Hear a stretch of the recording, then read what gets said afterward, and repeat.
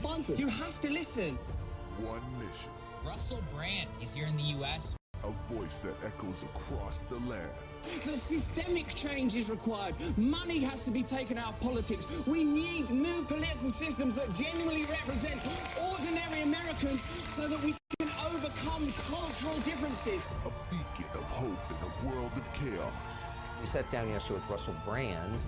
Fresh off the Joe Rogan podcast. How can you have energy companies that profit when there's an energy crisis, military-industrial complex that profits when it's a war, pharmaceutical companies that profit when there's a pandemic? You're creating the necessity for ongoing crisis. Yes. Decentralization and meaningful attacks of systemic power are the only way that America and the world can progress. And did he bring systemic change? No, not yet.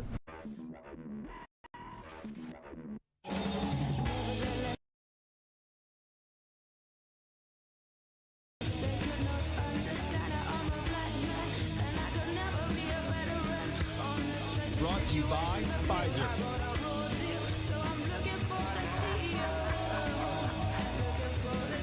In this video, you're going to see the future.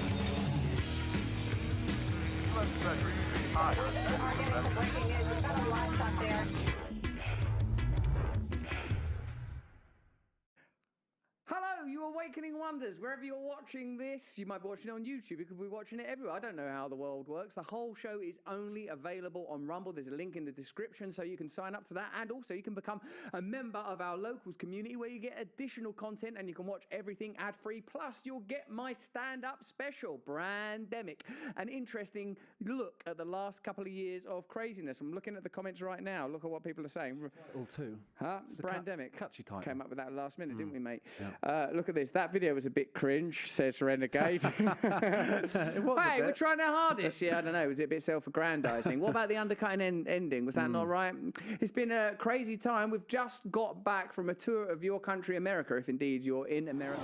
Right across the nation. Yes. Florida, Texas, Los Angeles, New York. It's been insane. We've like heard the on news all segment, we sorts don't of media outlets. them And on obviously, screen. some of them caused a stir. In particular, that Bill Maher appearance seems to have stirred up some conversation, which we're very, very grateful for. We'll talk to you about that a little bit in a minute. Let us know what you thought of it in the comments. Remember, I can only take praise, just praise. Oh, yeah. I still regret the fact that I didn't say Russiagate. That's what I should have said. Yeah, that was the big one. Oh, what about, go on, Gareth. Try and tell me something now about yourself or anything at all in life. About me? Yeah, go on. Oh, well, I just have dreams sometimes. Non-responsive, non-responsive. That's what that guy says. He did, yeah. Non-responsive. What does that even mean, non-responsive? Don't even know what non-responsive is.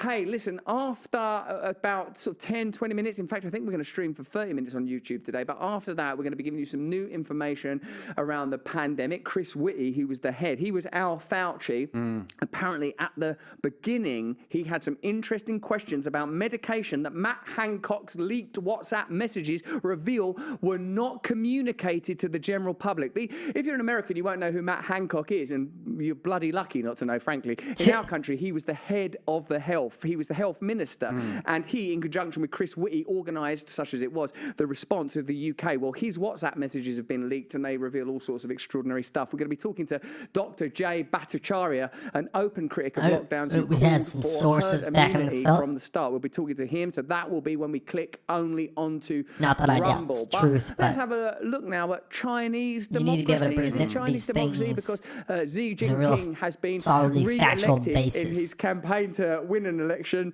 against nobody at all. That's who he was being. You could vote for him, or you could not vote at all. I think that's in his own party. Yeah, Right. I don't think that's of everyone. I think that's within his own party. He won unanimously, though, Gal. He did win unanimously. He yeah. beat no one at all unanimously. That's correct. I feel like that you wouldn't want to abstain or vote no against Xi Jinping because I feel like I think he's strict. Yeah, that's the I impression reckon I'm getting. And of almost 3,000 votes, he got them all.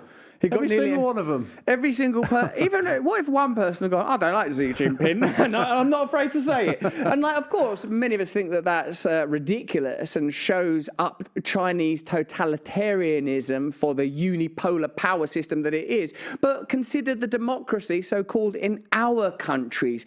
Is it meaningfully different, or is it marginally different? Is it just a better illusion? Have a look at this moment where Joe Biden's, animatronic waxwork was revealed. Better version of?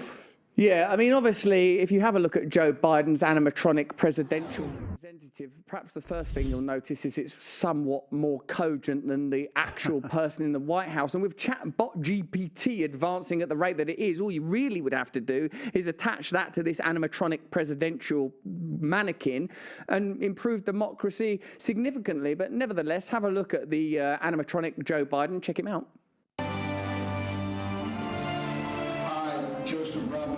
He's a particularly sexy animatronic thing, isn't he? Because he's got that, his chest is out. Yeah.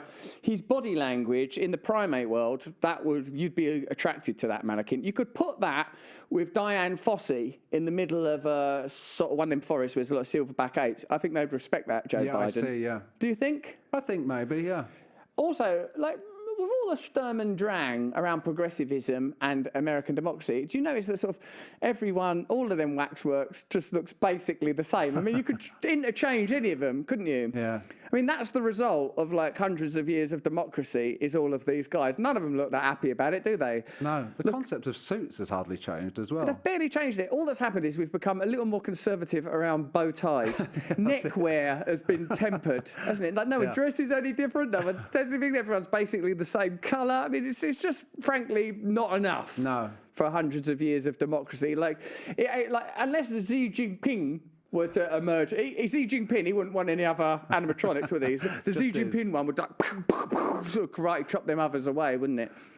Biden Jr. do solemnly swear that I will faithfully execute the office of President of the United States, and I will, to the best of my ability, preserve, protect, and defend the Constitution of the United States. So help me God. In reality, though, there's no way Trump's letting Biden speak for that long, is he? No way, and he wouldn't stand up the back like that. He'd be clambering over that geezer in front of him. He'd be in jail. Yeah, you'd be in jail. You would show us your kid's laptop. Let's have a look at Jill Biden answering. Is she animatronic as well? This is real Jill. Oh, okay. This is the real Jill, baby. She's responding to questions about a potential cognitive test for the elderly. I also think that's not like you should skip through a cognitive test if you're in office, shouldn't you? You shouldn't fear it. Sure. Even if it was for like it people shouldn't be that are the thing that trips you up. No, there shouldn't be a cognitive test. You shouldn't be tested. People should take a good faith that as you enter your decline and dotage, that you're sharp as a tack, even if there's strong evidence to the contrary. So here, this CNN broadcaster puts it to Jill Biden that her husband should be subject to cognition tests as he enters the winter chill of later life. Have a look. Haley, one of the Republican candidates, is calling for mental competency tests for those politicians over the age of 75. What do you think about that? Ridiculous. Not ridiculous. It's not like, oh, don't do that. I know you don't want to test people's cognizance. You do want to, don't you? I guess so, but I thought she might have more to say than just that. Does she say any more? Let's give her 7 more seconds. Would your husband ever take one of those? I mean, we haven't even discussed, we would never even discuss something like that. You bloody well should, shouldn't you? Because like almost every time he crops up on the TV, he can't get to the stand of his own animatronic doppelganger. This is his latest blunder behind a podium. Check it. If they have to pay out $159 billion. If the animatronic one done that, you go, lads, it's ballsed up again, it's glitching, it's clear. And the animatronic, 14 years and 4 score, all that thing they always say about dreams and whatever. If they did that, you'd lop its bonce off, wouldn't you? Certainly would, You'd shut down Westworld on the basis of that. Dollars less for prescription drugs, then it reduces the deficit. So he's able now. If they have to pay out he's able to lean into the errors now. It's sort of become. It's like a cue now, isn't it? It's a cue for people to laugh at that. We all make mistakes, and there's none of us that's perfect. And in a sense, I am sensitive to Joe Biden as an individual and as a human being. And it's not like he should be condemned and criticised for mental decline. It's merely an obvious emblem of the atrophying system of which he is a symbol. Just want to talk to you guys a little bit about the tour of America. Went on Joe Rogan, that was a laugh. Went on Bill Maher, you probably saw the bit where I talked about MSNBC and all that kind of stuff. And in Florida, which I like, it's so bloody warm and lovely there. Isn't it? That's where the Rumble headquarters are. I went to the Rumble headquarters. That was an amazing moment. I was right with you. What about the first bit, though? I wasn't there. That's the bit where we went to a party and there was a sort of a wall with people passing champagne through holes in a wall at us. Yeah, I've heard about this. That was incredible. I'm a bit jealous. Yeah, it was a good bit. Donald Trump Jr. and Kimberly, that lady, he's from Fox News. Fox News, one of the Fox 5, who's really overtly criticised him in the past. Yeah. So nice. Yeah. Like all of the people, like Tucker Carlson, Greg Gutfield. Yeah. Friendly. So friendly. The main thing that's come from this visit to America and appearing in what are known as right-wing spaces, places it would have been inconceivable for me to have visited even a few years ago. Check out the video of me outside Fox News just a few years ago, like baiting the security there, baiting them. Don't put that out, that's not helping me. Thank you. Thank you very much. It's the distraction, that. Thanks, guys. Like, it would have been, you wouldn't have been able to imagine that I would go onto shows like that. But now I've gone in there and had conversations that I think are, I don't know if they're significant culturally, but I reckon they're the type of conversation that we need to have. Essentially, that alliances can be formed by people on the periphery, regardless of what their political allegiance is. For example, you might be super into progressivism, identity politics, social justice, BLM, or you might be ultra-traditional, conservative, religious, and you've got more in common with other people on the periphery of the cultural debate than you do with centralized authoritarianism as represented by media power and current congressional political power and financial power. These kind of alliances, I believe, can meaningfully change the political discourse. And people that say that we should remain separated from one another in ossified camps, incommunicative, are those that take advantage of the lack of communication and the lack of potential alliance. I'm pretty different from someone like Ben Shapiro. And chatting to Ben Shapiro, I didn't get the idea. I literally put it to him, Ben, would you stand on a platform with people that were into like trans issues and like were literally pro-choice and stuff that Ben Shapiro, I think it's safe to say, pretty avowedly disagrees with, if it meant that you would have the authority to run your community, school system, health, education independently as a part of an autonomous community, they could run their communities autonomously. Essentially what we're talking about is the necessity for decentralization. And I think this is the big idea that I'm interested in, and I'm largely informed, if you're a regular viewer of this show, you'll know, by Martin Gurri's ideas from the book The Revolt of the Public, where he argues that since the information age utterly annihilated the pre-existing centralized media and power systems, it became necessary either to have more centralized authoritarianism or a different set of publics coagulating around different issues and ultimately creating more democracies, i.e. devolve power wherever possible.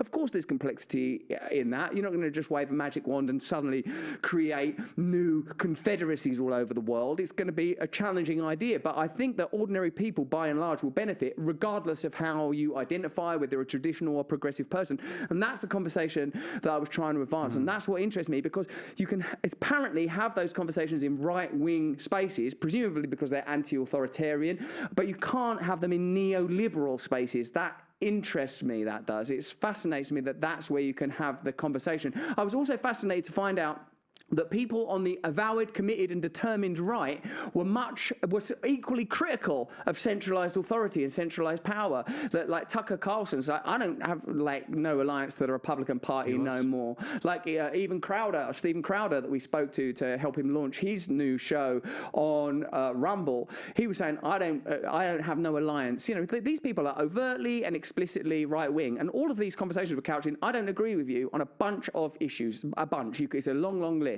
But ultimately, where we are now is we're at a point where if we're not willing to allow other people to have different views from us, then we're going to remain entrenched and intransigent in a static situation that benefits people that are already running the system. That was sort of, I guess, the main take home of like that trip. Yeah, it was, and I think a lot of the publicity around this and the kind of hit pieces that were coming out were really misrepresenting what you were doing. And overtly, your point about going on all of these shows was to say, we have things that we disagree on, points where we disagree. But through communication, through conversing, through coming up and talking through these ideas, talking through the complexity and the nuance, which obviously people don't enjoy in the public sphere anymore, certainly not in the media sphere, that we can reach conclusions. We can reach ways in which we do agree in forming alliances through this. And that was present throughout all these interviews.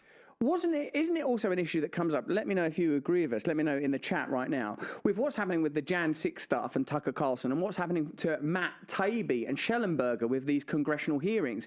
Ultimately, centralized power is making this claim. You, ordinary people, the public, all of us, I'm putting in that category of ordinary people, i.e. human beings with eyes and faces and feet and stuff, are unable to discern the truth for ourselves, and information needs to be centrally controlled and censored in order for us to make decisions.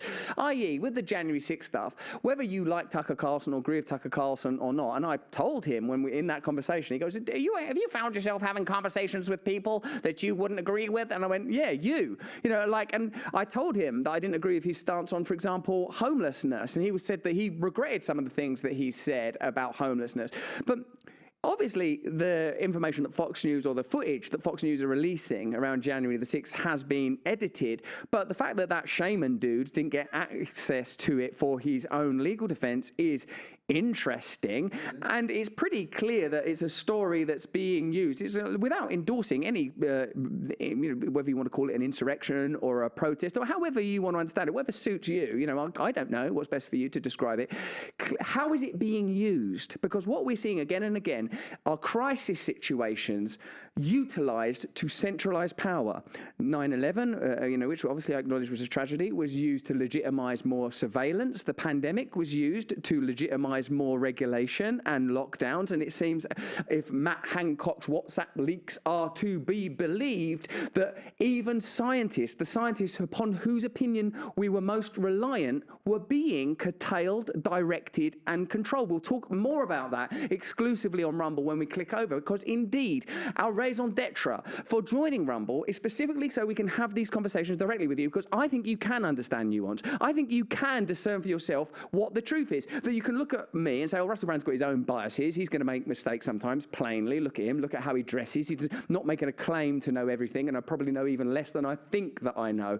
The amount I know about reality is negligible. The sum total of human knowledge is negligible in the limitless expanse of all potential realities. So the fact that different people see the world differently is something that's going to have to be understood and embraced. On the subject of January the 6th, I think it was Daily Wire that published this, who I also had conversations with and very much enjoyed them.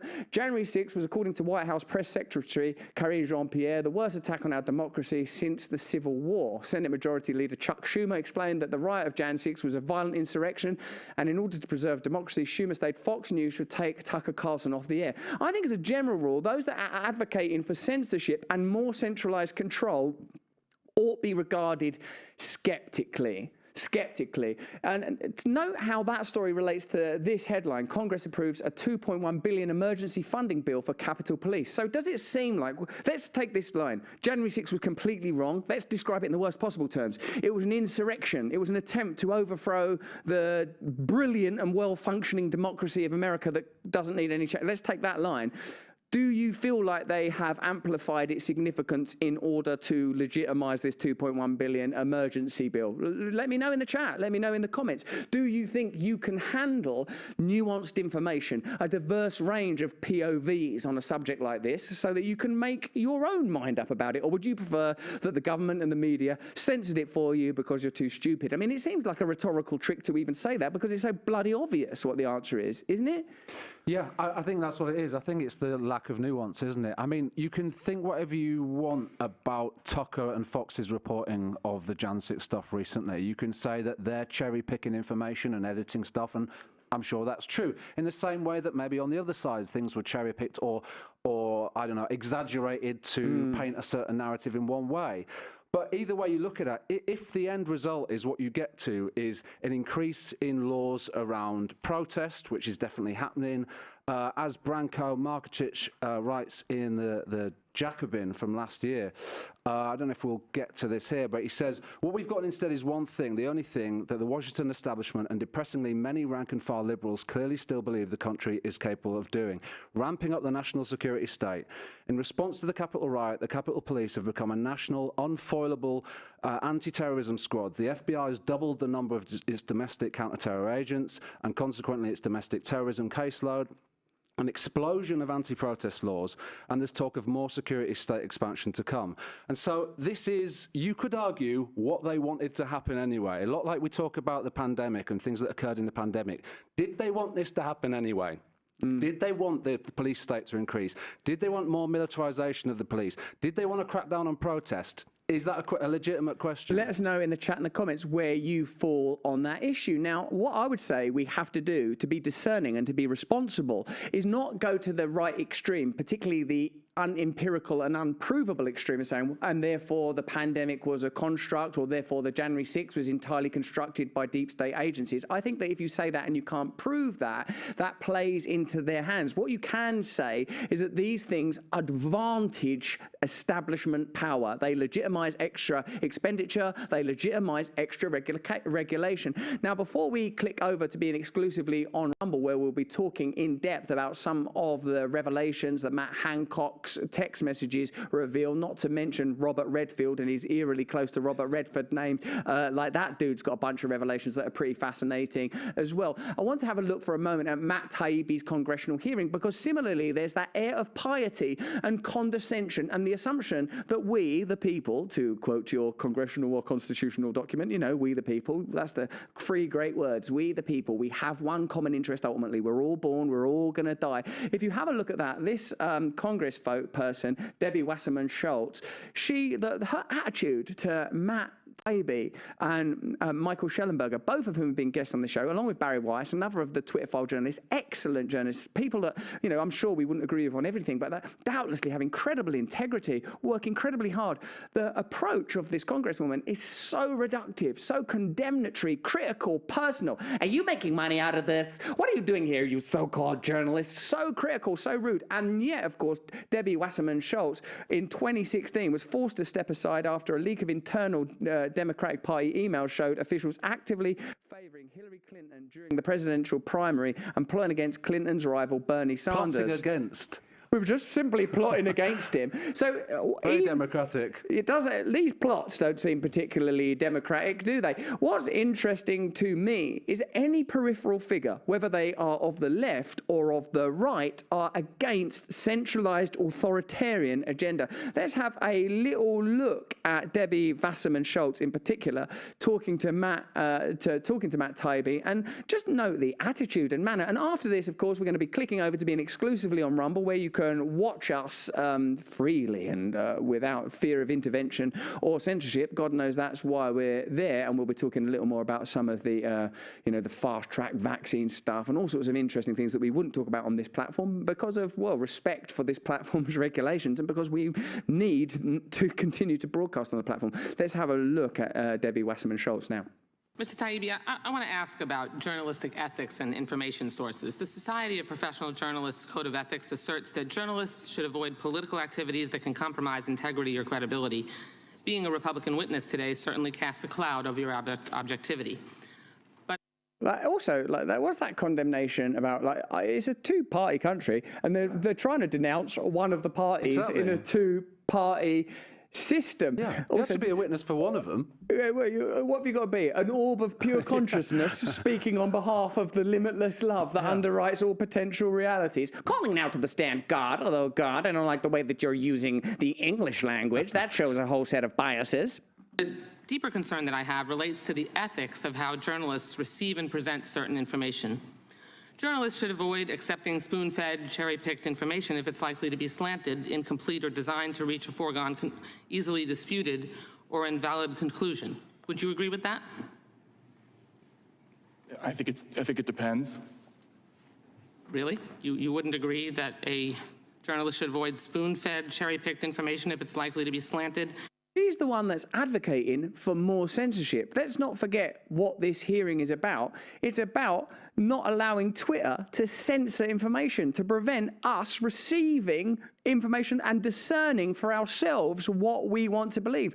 The Twitter files revealed the depth of organisation, conversation and liaison between government agencies such as the FBI and CIA and social media platforms. That wasn't declared. That's not explicit. They're supposed to be the new public spheres, to use the parlance or nomenclature that most people use to describe it. Also, the condescending tone of her. Yeah, you can't imagine her speaking to someone from the mainstream media in the same way, and the way that they're described also as like so-called journalists by another congressperson. You know, it's so, we're talking down to them and demeaning for someone who's had like such a long career. Both of them, they're very credible journalists. And you can't help but think that this is a war, at the same time as being a war on information, it's a war on independent journalism at the same time. Absolutely. Again, referring to Martin Gurri's book, The Revolt of the Public, there is now the ability to convey counter-narratives. It's happening right now. That's literally what we're doing. That's literally why they're looking for new ways to censor and control emergent social media spaces, because they've already co-opted the mainstream media. The mainstream media, who get the majority of their revenue through sponsorship and data capture, are not in a position to communicate openly with the public, in the same way that democracy is unable to meaningfully represent and demonstrate the will of ordinary people because of the manner of their funding, because of the efficacy of lobbying. All of these centralized tenets of established power have been co-opted. You know that. You don't need me to tell you that. This is just part of a conversation we're having. Let me know if you agree in the chat, in the comments. We're going to click over to Rumble at 30 minutes, as discussed and agreed. So we'll go over to that. Oh, we'll stick to timings. Absolutely. Meanwhile, I just want to run through some of the information that we were conveying when we were appearing on some of these shows. This is some stuff that I think is valuable. And in fact, if you watch me on Tucker, you'll see that I read it there. In fact, maybe, like, you know, the continual claim that I oughtn't be appearing on right-wing, allegedly right-wing spaces, I think is undermined by some of the things that I was able to say. Can you imagine? Let me know in the chat and the comments if you think I would have been able to say this sort of stuff on CNN or MSNBC. This is, when I was on Tucker, I read out a bunch of stats that demonstrate that both the Republican Party and the Democrat Party receive their funding in similar ways, tend to have particular voting patterns, and are ultimately operating at the behest of one centralized system. Have a look. Hello, America. In the world of energy, you know, energy that we require to do stuff, to move things about, to warm our homes, at least 100 members of Congress own fossil fuel stocks, of which 59 are Republicans and 41 are Democrats. Oh, look, the Republicans are a bit worse. Pharma. Of the $263 million of the pharmaceutical industry spent on lobbying in 2021, it gave 61% to the Democrat Party and 39% to the Republicans. Oh, no, the Democrat Party is a bit worse. Wall Street. In 2022, commercial banks spent over $30 million lobbying Congress. 61% to the Republicans and 39% to the Democrats. Oh no, look, the Republicans are a bit worse. Let's see what's coming next. Nearly 20% of Congress members, 49 Democrats and 44 Republicans, have been trading shares of companies in industries they are supposed to be overseeing as part of their committee assignment. Each one of these facts indicates a potential solution to the problem that it describes. Don't let members of Congress own stocks at all.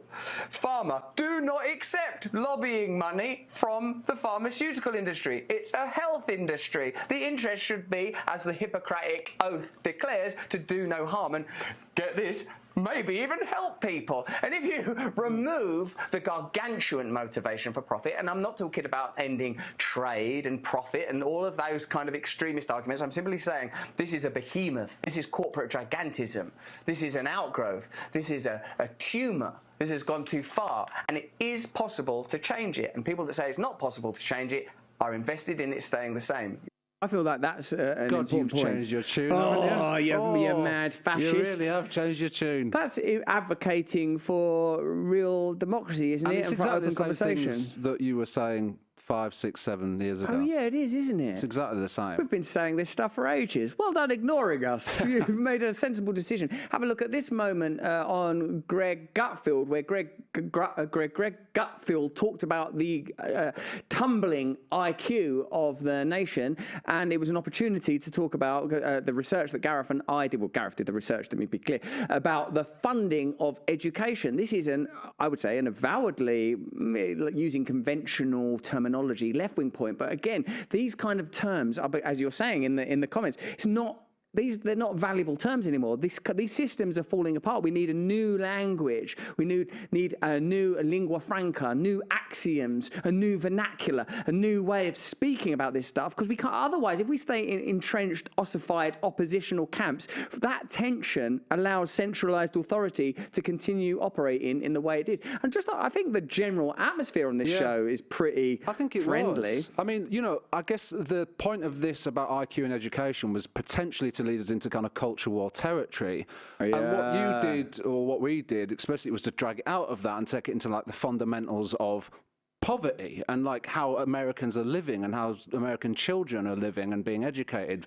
And they totally allowed you to do that. They totally did. And actually, they applauded at the end. That's pretty good, because that's a thing, if I can make anything clear to you now, is that you oughtn't allow them to frame the argument. You can reject the framing. For example, if you find yourself in a contentious area like immigration or gun control, you can continually move the focus back to centralized authority, transnational corporations, unelected bodies able to mandate policy. If you continue to focus on that, then these things, while very significant and important, needn't divide us. This is what I truly believe in. Is it possible for people that stand on traditional, orthodox platforms to stand with people on progressive social justice platforms and agree to have a truce in order to change the world meaningfully? Let's have a look at me on Greg Gutfield. And we both agree that he's using the Garfield logo. He must be. Let us know in the chat. Is that the Garfield logo? Is that what he's doing? By the way, super friendly guy, very kind, lovely, very nice. Couldn't be kinder. Let's have a look.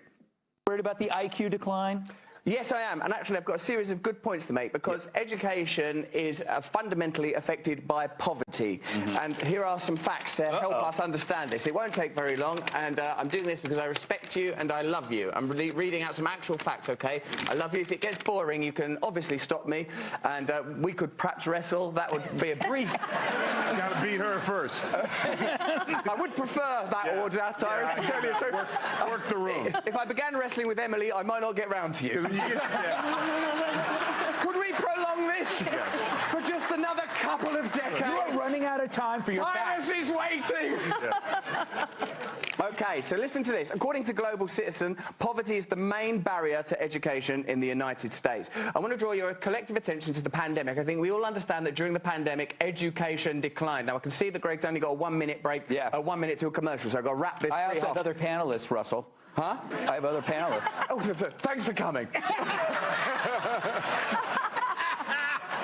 Now, listen, during that pandemic period, billionaires added $5 trillion to their fortunes. That means that during the pandemic, a new billionaire was created every single day, while extreme poverty increased everywhere, while small businesses closed everywhere. Now, I'm going to say something on Fox News that until recently would not have been possible.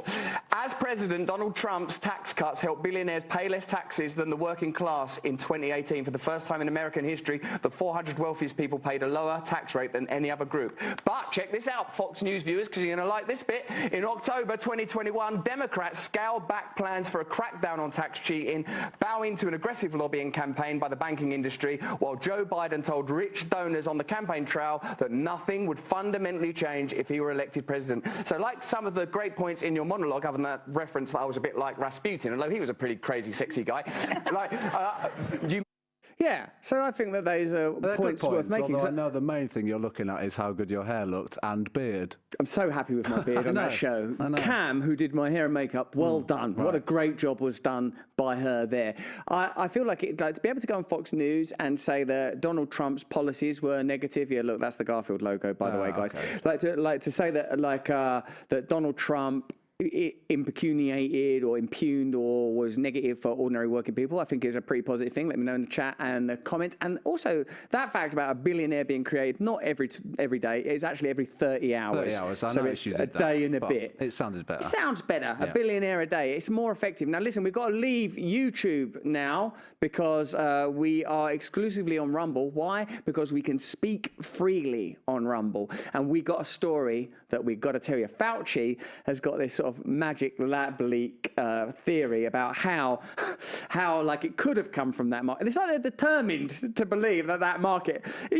anti-wet markets or so. Is that what this is really about? But we can't do it here on YouTube if you're watching this. There's a link in the description. Click over to Rumble. Join us there. You'll be okay. We love you there. We welcome everybody. You couldn't have an identity that I wouldn't love, because I recognise that there's a unitary force underneath all reality that is bringing us back together. The separation is an illusion. That's why conversations have to be had in a spirit of love. Let's see what ex-CDC chief Dr. Robert Redfield claims. We're going to leave you now on YouTube. Join us exclusively on Rumble for the rest of this chat. Let me know in the comments what you think of it. Thank you.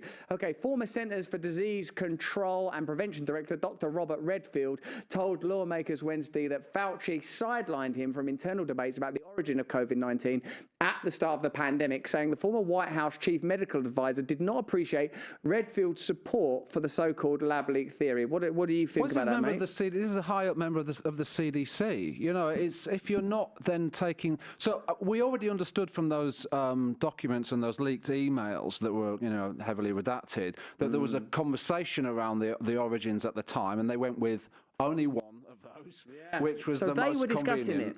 And we know that. But then now we're also finding out that people within inside, so the scientists that we supposedly are meant to follow, did already share these opinions, but obviously weren't allowed to have them. So they were saying follow the science, but they themselves were not following the science. They were ignoring and sidelining the science, not just in your country, the United States of America, but also in ours. Have a look, though, first, before we get into Chris Whitty, who was saying that he had concerns about vaccines, that vaccinating a population in the middle of a pandemic, particularly when it has a low fatality rate, was not sensible. He was sidelined. The WhatsApp messages leaked from our former Health Secretary, Matt Hancock, reveal this. So whether it's your country or ours, and I suspect wherever you are in the world, centralized financial globalist forces were able to conspire, collaborate at very least, in order to get the required outcome. And remember, as Carlin says, you don't need a conspiracy where interests converge. This is about nothing other than dominion and economic interests and systemic thinking. It ain't about individuals within it. It's not worth condemning individuals. It won't get you in here. But I'd love to see this thing where Fauci has a magic lab theory. I mean, you know, just to like give, I suppose, a little counterbalance to it. Like, I still think it might have. They still might have been thinking, we ultimately, even though there's all these other opinions, we still think collectively that this is the best way to go. The problem with it all is that the conversations aren't allowed to happen. That's too stupid. People are too stupid to understand. Exactly. Do you see how often that comes up again and again? There's an underlying belief that you're too stupid to discern information for yourself. And I know you don't like that. I know that the success of figures like Joe Rogan in this space is because there are conversations that people can listen. People can make mistakes. People make mistakes all the time. Apologize for it, move on. Not this ongoing piety and certainty, particularly when they're coming up with crackpot theories like the magic leak theory. Let's have a look at Fauci espousing that. A lab leak could be that someone was out in the wild, maybe looking for different types of viruses in bats. Really reaching now. You're having a day off from the lab. What do you do to relax? You go out into the wilds. You're looking in a bat cave. All of a sudden, some son of a bitch bat coughs on you. Now, instead of becoming Batman, you get back to the lab like that song, The Monster Mash. I was working in the lab one night. Like, as if you're working there, he's still trying to cling on to the idea that it's the wild, blaming nature and the wet market rather than... It's clearly come from meddling in bat coronaviruses, isn't it? Yeah. I think those scientists tend to be pretty busy. I don't think they're like doing science one day and then going off to the jungle for like an Indiana Jones exploration the next, are they? It's not Tarzan the Ape Man, like working in that lab, now back to the jungle with Cheetah and Jane and stuff. You're down that lab, you're working long shifts. That's probably why they're so knackered, spilling back coronaviruses. A lot of them had colds at the time, we know that. We don't feel very well. We feel weary, we're achy, we're knackered. If only there was some immersive, mandated solution to all of this that wouldn't give us any choice as to whether or not we take it. Got infected, went into a lab, and was being studied in the lab, and then it came out of the lab. But if that's the definition of a lab leak, Jim, then that still is a natural occurrence. Oh my God! Oh, it's the lab. Could it be the lab? Is it possible for it to be? He really determined. He's talking about that lab like it was a lab for, I don't know, something completely unrelated. Food colouring, exactly, hair products, something like that. They are working on bat coronaviruses in there. Okay, let's have a look at this story about Chris Whitty. He's the UK dude. Check out these leaks from Matt Hancock's tech messages. The chief medical officer said, this is Chris Whitty, a COVID vaccine could not be fast-tracked because the virus had a low mortality rate in the early days of the pandemic. Okay, so Professor Sir, how many titles does this guy have to have before Matt Hancock will listen to him?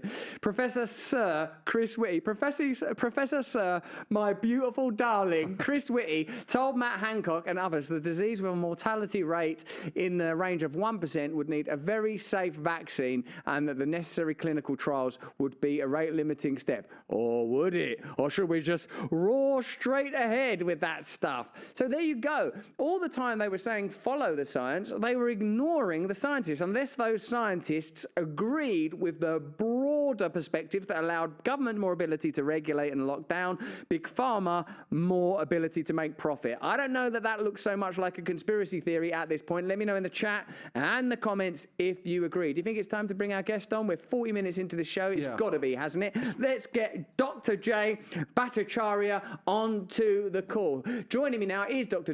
Jay Bhattacharya. I hope I did your name right, mate. Professor of Medicine, Economics and Health Research Policy at Stanford University, which, last time I checked, was a hive of conspiracy theorists, mostly getting together to talk about, I don't know, the reptilians and stuff like that. But the professor has been critical of lockdowns from the start and says that the COVID dam is beginning to break. Lord, let it burst upon us right now. Thanks for joining us, Professor. It's great to have you here. Oh, I've not got his audio here in the room with me. Oh, thank you for having me. Although I am a fringe epidemiologist, Russell, I don't know if you know, I was called that by the head of the National Institute of Health because of my ideas to, get kids into school. Weird, fringe idea, crackpot, conspiracy theorist. Hey, have you been following the Matt Hancock revelations and if so, can you tell me, do you feel vindicated somewhat by the revelations, and could you explain them to our audience, please? I have been following them very, very close. I think they're an incredibly important story. And the first thing about them is that we would never have known, but for a journalist who decided that her obligations to the public were more important than anything else, and that it kind of reminds me of Julian Assange. The revelations themselves, substantively, are so important. So, for instance, one of the things that Matt Hancock said in December 2020 was that when the variants first started coming up, was we need to use the variants to spread fear in the public. In fact, that's a theme that runs all through the story. Matt Hancock, of course, was the health minister of the UK. He was advising Boris Johnson about what to do. And the thing he emphasizes over and over again, let's use propaganda to scare the living daylights out of the public. And he does that. I mean, he just openly admits that in these revelations. Terrifies me beyond even the details of this story that a part of the modus operandi of government is to terrify people, although it is obvious that centralized power does benefit from a terrified or at least anxious public. What else do you think about the revelations, the idea that Chris Whitty's observations were ignored? Is that significant? Yeah, so of the pandemic, it became clear, actually, from some studies that I did, and others like John Ioannidis here at Stanford, that the mortality risk was 0.2%, 99.8% survival, with, of course, with older people at very high risk of dying, 3, 4, 5% if they get sick. For children, very, very low. He made the reasonable observation that you have a low mortality disease, you really should be doing studies on like high risk people. You shouldn't be fast tracking it to force everyone to take a vaccine that in January 2020 we didn't even have. So I think Whitty was sensible. The issue is like, why did he get sidelined? And part of it is this fear mongering, the idea that we're all equally at risk, even though the data show that really it's older people that were at highest risk from getting sick and dying from this thing. It's in fact that's the theme that runs through. I listed a few things, Russell. If you give me a couple seconds. One is that like the public. So if you look, the files reveal that Boris Johnson used public opinion instead of science to decide lockdown policy. And so, for instance, the second lockdown he did because he thought public opinion was for it. Well, what did he expect after the government spent all this time scaring the living daylights out of the public? I mean, it's so irresponsible. I mean, and it undermines both the government and also and public health authorities that went along with this. Now, remember I told you that's older people that are really at highest risk. So people in like, care homes, for instance. Well, Hancock was advised to test care home residents early in the pandemic because that's who was at highest risk, and he refused to do it. They weren't following the science. As a result, a lot of older people in the UK died that may have survived the pandemic. Boris Johnson essentially admits that the data that led to the second lockdown are wrong. Remember all those like curves that they were like projecting to say, oh yeah, if you don't lock down, millions of people will die. That was proven false almost immediately. It's again, the theme is let's not follow the science. Let's take have some pre-existing notion about how dangerous the disease is and adopt whatever policies we want, whether it's backed by science or not.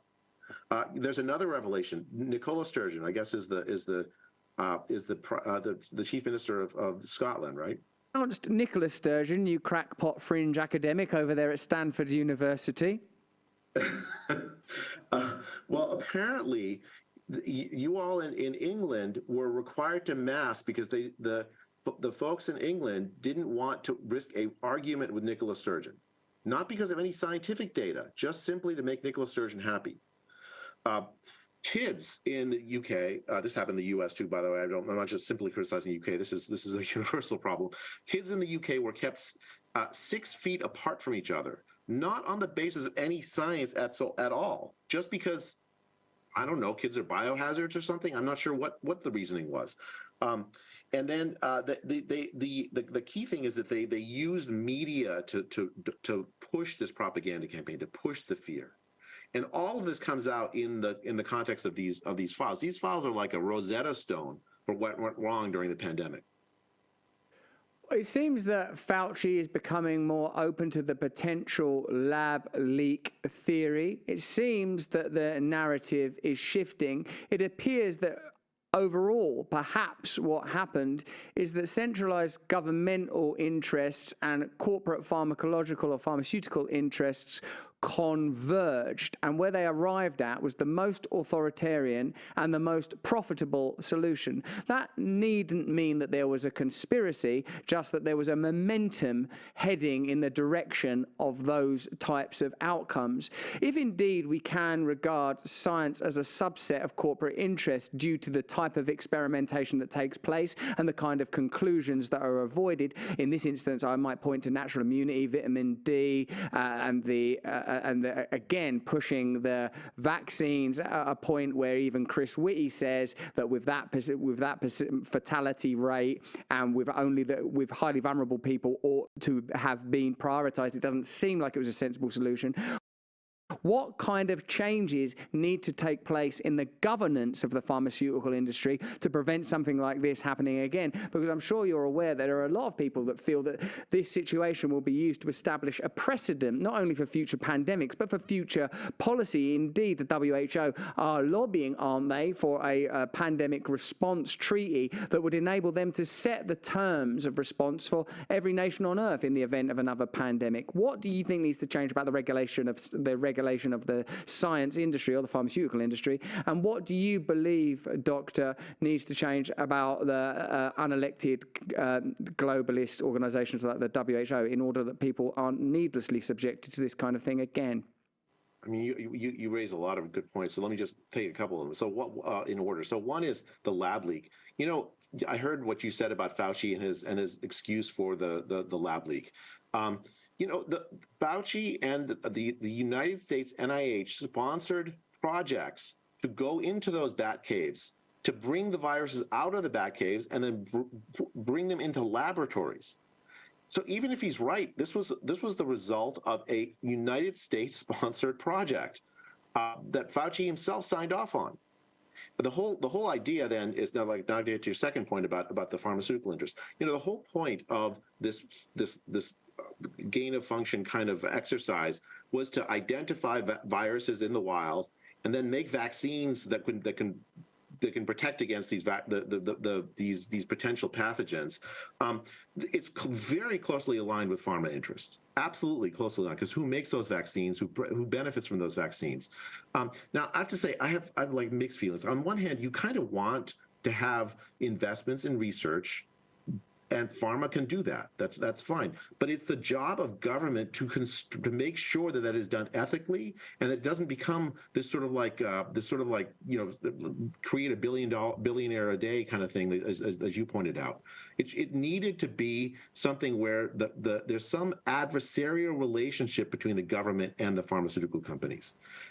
I don't think that they're all bad, the pharmaceutical companies, but the government's job is to make sure that the products that they're putting are actually safe, or actually effective, and they did not do their job very effectively during the pandemic. In fact, quite the opposite. It looked to me like a lot of the decisions that the governments made were at the behest of pharmaceutical companies. They were captured by the pharmaceutical companies rather than the other way around. It is it's a deep problem. And as far as the World Health Organization, they failed during this pandemic. Russell, 100 million poor people around the world were thrown into dire poverty, less than $2 a day or less of income. 100 million people were thrown into food insecurity, starving, because of decisions made by the WHO. They made decisions essentially that pushed lockdowns that were adopted around the world. In Uganda, they closed schools for 2 years. And as a result, 4.5 million Ugandan kids never came back to school. A lot of them actually were sold into sexual slavery because their parents were so poor that they had no choice. The WHO failed the poor people of the world, and they're going around now asking for more power in the context of another pandemic. No, there first needs to be deep reforms, and absolutely there needs to be some sort of guarantee that they're going to respect human rights the next time there's a pandemic, because they sure as heck didn't this time. I can see why you've been blacklisted by Twitter prior to Elon. You're spitting facts all over the place. Who knows what viruses could be entangled in the various spores of truth conveyed by you, Doctor. Thank you so much for joining us for this show. I hope you will join us again. I hope that you'll keep up this truthful crusade that you appear to have embarked upon. Has it been personally damaging, exhausting, upsetting, distressing? It's been exhilarating, for sure. I mean, it's been very stressful. But on the other hand, I never would have been able to talk to you otherwise. So there are some upsides. There's a small price to pay for a bit of a chat with a bloke in a hat. Thank you, Doctor. I thank you so much for joining us. Thank you for your diligence. Thank you for being a true servant of science and truth, because Lord alone knows that it's what the world needs. I really appreciate you. You can follow Dr. Bhattacharya on Twitter for his regular updates on COVID, the pandemic, and science more broadly. I think we can all agree it's a perspective worth having, and a reminder that there are valuable voices in the field of science that ought be heard. What do you think, Gal? That was terrifying, wasn't it, what he said about the WHO? I didn't like all those children having to go into the sex industry. Well, no, that's suboptimal. Yeah, that's not exactly what you want, is it? Why is that not? Why are we not being told that on the mainstream news? I know. Like when you think about like how them Congress folk are chatting to Matt Taibbi and Michael Schellenberger, legit journalists. When you think about how Dr. Bhattacharya there, a legit scientist, is being blacklisted and kicked off of Twitter, and like, think about the stuff that gets focused on. You're starting to sort of see a bloody trend. And their kind of point in that we were watching the video earlier, their point is that Taibbi and Schellenberger were cherry picking the information to kind of suit their narrative, and they were also kind of suggesting that Elon Musk did it for them. But I mean, cherry picking is literally like picking out. I mean, cherries, delicious cherries. The Telegraph have done. I love cherries. They've gone through, I think it was 40,000 messages of Matt Hancock, to reveal the kind of things that have just been revealed about the way in which, first of all, the fact that everyone seemed to communicate via WhatsApp in some kind of chatty forum between like government ministers and health ministers deciding on what should be done during lockdown. What are you doing, babe? I know, just chilling. Chilling with my deadly diseases. Well, Matt Hancock was using emojis at certain points. You shouldn't be using emojis, Matt. It sounds ridiculous, but it just the wrong tone. It shows the kind of cavalier attitude of people cavalier. who are just making decisions for the rest of the country, not based on science. facts. And when they say about cherry picking, it's like, well, that's exactly what the journalists at the Telegraph have done. That's They're all what cherry-picking. journalism is. That's how you find facts out of 40,000 texts. You need to discern the truth from the fiction, and of course there is a process of narrativization. I wouldn't be so disingenuous to claim that I am some conduit for the pure truth of the Lord. That would be madness. No, I don't think you should do but that. Don't make that claim. It wouldn't. A couple more years. Come on, gal. Yeah. Hey, you know I do stand-up comedy. Did you know?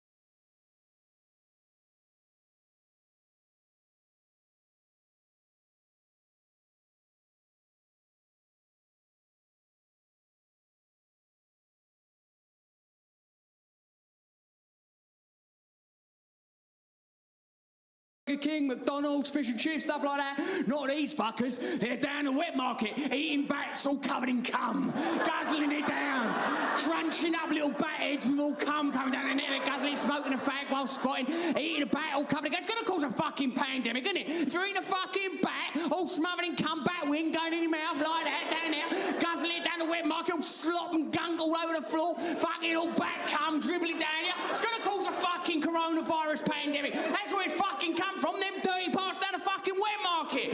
Yeah, but what? Well, it's just over here, the Wuhan Institute of Virology, where they're doing gain of function research on bat coronaviruses.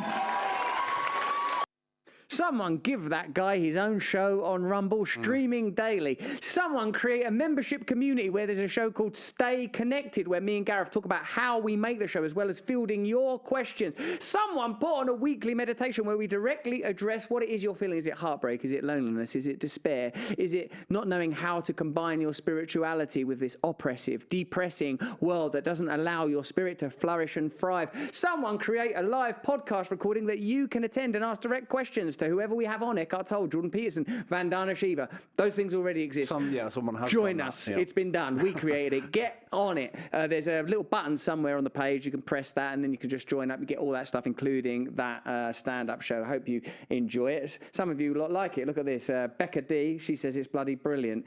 This person, Zashex, much love to me. This person, Russell, stop promoting your content while we're already consuming your content. No, I made that one up because I felt that it needed to be addressed. Nice.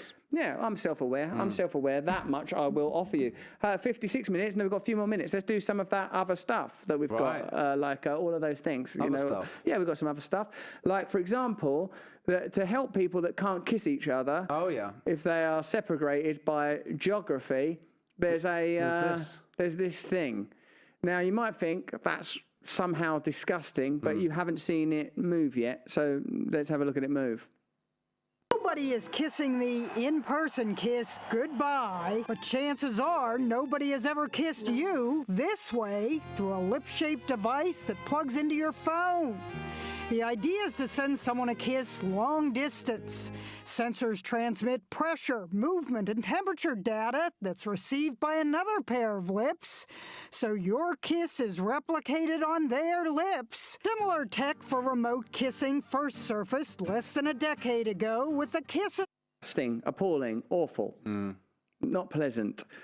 It reminds me. Where can we get them? Where do you buy those items? No, it's reprehensible. Where's the this thing? Yeah, let's have a look at this, because if you were watching the show prior to our trip to America, you'd have seen this terrifying orifice. Let's have a look.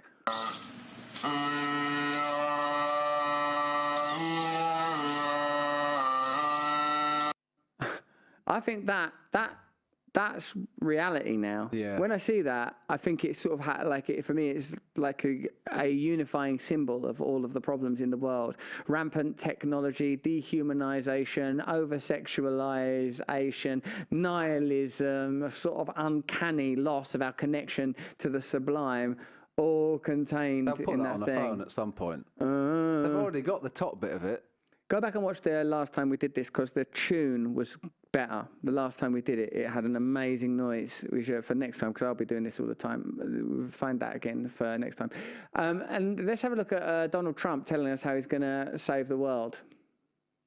Only candidate who can make this promise. This one, the second one, the second one. The second one's better. Go to the second one. Thanks. What do to stop the war in Ukraine? So I would literally start calling, not from the day I took over, but from the night I won. And I'd call two people. You know who the two people are? Putin, right? You know who Putin is? And Zelensky. And I'd say, we're going to meet. We're going to meet. And I guarantee I could work that out. I guarantee. I know exactly what I'd say, by the way. I know exactly. I tell one guy this, and I tell one guy that, and I say, you better make a deal. We would have a deal made in 24 hours. Maybe Trump's narcissism is our route to global peace, because it is a powerful force. That level of self-belief is sort of astonishing, isn't it? I tell one guy this, one guy that. Yeah, I've got less faith, if I'm totally honest. I wonder what would happen. It's almost worth making him president again to see how he handles it. It's worth a try, isn't it? I mean, if what's at stake... About world peace, after all. I mean, given everything we've said about systemic corruption and the inherent inability of the system to deliver to ordinary people, we cannot actively endorse Trump for president. Sure, but what about... Send him there now. You know when you do like a guest week or something, maybe in one of like Biden's... a host of a show? Yeah, like Biden's holidays, or when he's send him in. Caught between not being able to say something. Just send Trump in for a week. There must be a role for Donald Trump in this world, and I think his role is that. I'd like to see what happens. Yeah. Like, if Donald Trump is truly a man of faith, then he will, I believe, agree to negotiate world peace just for the sake of it. Yeah. And he needs literally a day. He said he only needs a day. Tomorrow it could all be solved. Incredible. Oh, wouldn't that be lovely? To no more war, freedom, peace for everyone. Fantastic stuff. All right, well, listen, this is our first show back. We've been on a giddy wild ride, haven't we, together? We certainly have, yeah. We've experienced all sorts of stuff. We're jet lagged out of our mind. We don't know what time it is. We don't know where we are. We're trying to make... I hope this was a good show, because we wouldn't know, would we? Not a clue. We're delirious. I've got my nude feet on some sort of a grounding electromat, which I think I could be promoting. It's a grounding electromat. And it's a vibrating orifice made of nothing but purest silicone that's responding to the lips of a Japanese boy far away in another land, kissing me to groundedness. Remember, join us on our community. You can get my stand-up special there right now. I'd love to know what you think of it. Let me know here on Locals or elsewhere on social media. I'd really love to get your feedback on that. Join us tomorrow, not for more of the same, but for more of the different. Until then, stay free. Many switch in, switch on, switch off. Many switch in, switch on, switch off, switch on. Many switch in, switch on, switch off. Many switch in, switch on, switch off.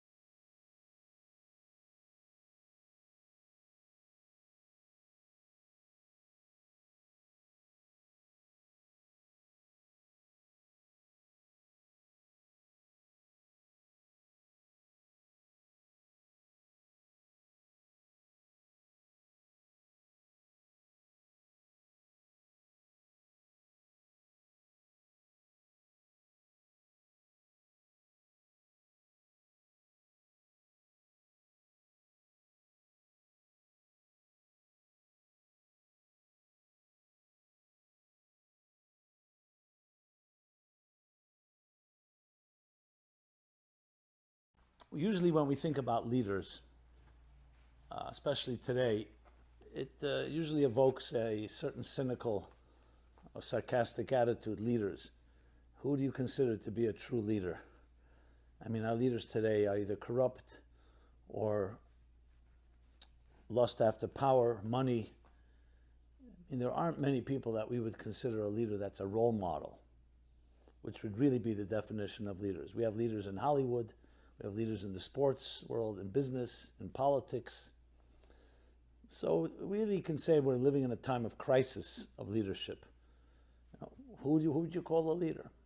And I'd love to hear from you. If you have someone that you would nominate, I'd love to hear who that is. Which of course leaves us with a tremendous vacuum, and especially for our children who are young and impressionable, and growing up get the impression that they don't have who to turn to. And the people that sometimes we expect to really be role models end up disappointing us or worse. And it becomes very much, leadership is about power, control, and so on. So I think it's a vital topic to speak about. And the interesting thing is, which is above all, is that we'll discover that the truth is each one of us has a leader within us. That even though, yes, it's good to have a leader outside, that's someone that we can look up to, but we all have that leader within us. And when we can identify that, in general, the standards of our lives and in general, everything we look at will be seen quite differently. So where do you turn to? The best-selling book in history is the Bible. It's such a big bestseller, it doesn't hit any best-selling lists because it just would simply always be number one. There are more Bibles that are sold a year than any other book, cumulatively all books. Bible is a time-tested, goes back thousands of years, and discusses topics that are both timeless and timely. And it also gives us a description of what a leader is. The first true leader, described as everybody would identify, would be Moses. So how does the Bible describe Moses? That'd be interesting. What's the definition of a leader? Now, most of us would think of a leader as someone who's ambitious, who's very talented, who's extremely well-connected, charismatic, is able to climb the ladder, so to speak. Today, leaders are the ones perhaps that raise the most money, able to generate rainmakers. But the Bible, describing Moses, actually calls him a shepherd. That's how Moses is described. That Moses was a shepherd. And that's why you have the expression, the loyal shepherd, a shepherd of a flock. Now, why was Moses a shepherd? Well, technically speaking, he was working for his future father-in-law, and he tended to flocks of sheep. But why would that be the description of Moses? So we're told, the story is told, that Moses was one day, he was tending to his flock, and he suddenly realized that one of the sheep disappeared. Now that alone, between thousands of sheep, to identify and recognize that one sheep had disappeared is already quite a feat of sensitivity. And he went looking, and he found the sheep had wandered off from the flock quite a distance, seeing the sheep is sipping water from a brook of water. He realized that the sheep was thirsty. So besides feeling sad for the sheep, he let the sheep finish drinking. He picked it up and put it on his shoulders and carried it back to the flock. So this which is a midrashic narrative, tells us that when God saw that, he said, if that's a man that can be so sensitive to one sheep, and nobody's looking, and it's just a sheep among thousands, he's the person I will entrust my people to. He will be their leader. So the first quality and virtue and feature of a leader is sensitivity. Most of us would not necessarily begin with that. Sensitivity, not ambition, not drive, not talents, not strengths. Those are all good things. But the first thing is sensitivity. If you don't have the empathy, which means essentially it's not about you, not about the ego. It's not about your arrogant contribution to this world, but it's your sensitivity and the feeling for another. As I said, Moses did not have to go pursue that sheep. Who would even know? And yet, that's what mattered to him. So that sensitivity, in Hebrew, there's a word for it. I'll introduce the word. I'll transliterate it, called bittul, B-I-T-T-U-L. It's a very hard word to translate into English. It's a combination of modesty, humility, but maybe above all, suspending yourself committed to something greater than you are. That's the true sign of a leader. And a person like that is worthy of being a leader, because when you have someone like that, then it's someone you want to follow, you want to listen to, because they know how to listen to you. It's not someone who's trying to dominate or control or sees themselves as God's gift and stands on a pedestal in an ivory tower. It's someone that is driven by the most important feature of all, humility. And that's why indeed later you find in the Bible as well, how is Moses described? The humblest man that walked on this earth. Again, would that be, humility is a beautiful virtue, but is that the way we describe a leader? Because humility is a quality that you can trust. And that's what you need most, trust. Leaders today may be very talented, may be very powerful, but do we trust them? Would you trust them? Came to their own self-interest and your interest? That's why Moses remains the ultimate leader, and the leader that till this day we look at as being the ultimate role model. But what does it tell us about life in general? We don't value humility, even though everyone will say humility is a beautiful virtue. Everybody, a person is humble. Most people actually see humility as weakness. A person is ready to defer to someone else. They're flexible. A driven person, a determined person, an ambitious person, ready to step over everyone. That's considered for many people to be a strength. Humility is seen as weakness, even though it may be admired. But the truth is that humility does not mean someone that has low self-esteem or someone that has no respect for themselves. Humility is someone that has full self-esteem, self-confidence, is very much aware of their strengths. Moses was aware who he was. He was aware he was chosen by God. He was aware of his power, his influence, his scholarship, his brilliance. However, he always said to himself, it's not my own. I'm not a self-made person. This was a gift given to me. And if someone else was given this gift, they may have been greater than I am. That is the true sign of a leader. So look at ourselves. We live in a world where dog eats dog, in the sense the survival of the fittest. And we're told if you want to succeed, you have to fight for it. No one else is going to fight for you. So it creates this type of attitude that only the aggressive win. And those that are not going to fight for what they stand for will be stepped over. Now, it's true in many cases, because indeed in this world, that's what we value. Money, power, control, things that are extremely external, but at the moment seems to be very powerful. But when you think about it quietly, you say to yourself, is that really where power lies? How long does it last, that type of control? The people who have the true deepest impact on history were the ones that had that humility, that realized there was something greater than themselves. Look at all the great empires that rose and fell. The Roman Empire, Spanish Empire, the Assyrian Empire, the Babylonians, the Greeks, the Egyptian. I mean, a list goes on. What happened to them all? Within a few hundred years, they were gone. It was ultimately their own success and thinking that they were the source of their own success that brought them down. They rose by the sword and they died by the sword. They rose with their arrogance and they died by their arrogance. It is the humility that really goes, so to speak, under the radar that allows something to perpetuate. I mean, just look at parents and children. I remember once giving a talk to a bunch of academics, a group of academics, and I for some reason, I didn't feel I was getting through to them. So I decided to share with them a question, ask a question, and then ask them to propose an answer. And I said to them, so who do you think, what would you consider to be the greatest Western philosopher? So pretty much hands down, most people will say Aristotle. Some have other names, but the point is, choose someone, Aristotle. The greatest writer, English literature, Shakespeare. The greatest artist, Rembrandt, Van Gogh. The greatest musician, Bach, Beethoven, Mozart. Again, the point is not who it is. The point is that identify one of them. And now, let me ask you the next question, I said to them. Did they leave, they left legacies, they left books, they left art, they left music, ideas that shaped history and shaped life and shaped the world. But did they have children? Did any of them have children? And I remember them all looking at each other. Of course, they could always go to their phones and check on Wikipedia or Google, but they didn't want to do that. That wouldn't be the sign of an academic. And many just said, not sure. What about grandchildren? Well, that for sure no one knew. Did Aristotle have any children or grandchildren?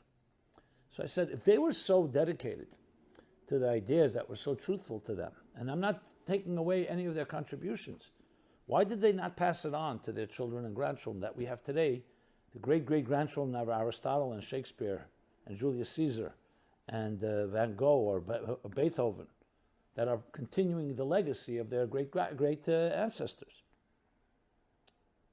Now, by contrast, let's look at another biblical figure, Abraham, for instance. So Abraham was the pioneer. We spoke about it a few weeks ago. Pioneer of monotheism. He introduced the concept of virtue, of charity, of kindness, of love.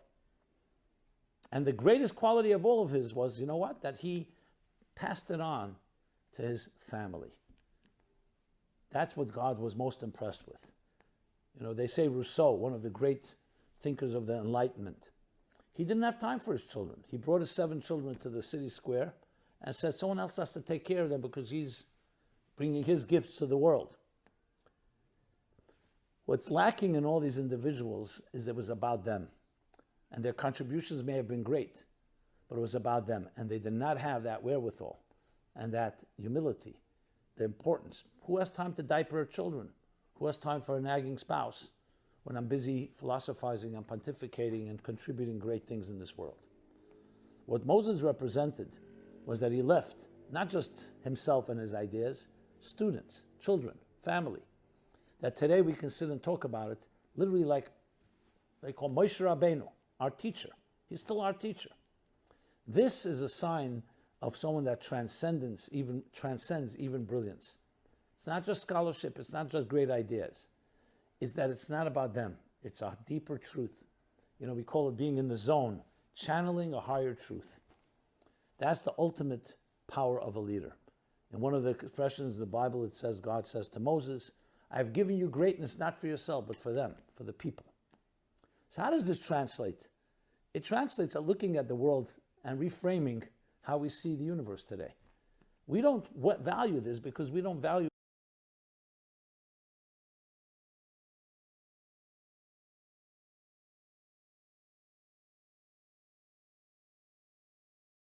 That's the ultimate power of a leader. In one of the expressions in the Bible, it says, God says to Moses, I've given you greatness not for yourself, but for them, for the people. So how does this translate? It translates at looking at the world and reframing how we see the universe today. We don't value this because we don't value eternal truths. We value instant gratification. We value things that are powerful for the moment. So then, of course, who's going to be the leader? Whoever's the most powerful at this moment. As soon as you start valuing eternity, immortality, things that last forever, you'll look for a different type of leader. Then you need a leader that does not get in the way and does not allow their own arrogance, their own ego to dominate. It's not about them. It's about that greater truth. So it really comes down to what our standards are. Now we know we have this vicious cycle. The media likes to blame the people. They say we give them the lowest common denominator of entertainment because that's what the people want. And the people say, well, we have nothing else to watch because that's what the media is feeding us. And the same thing with leadership. The leaders are saying, this is what the people want, I'll give it to them. And the people say, what should we do? Look at our leaders. So everybody can point fingers and blame each other in this vicious cycle. The truth is you have to take control of yourself.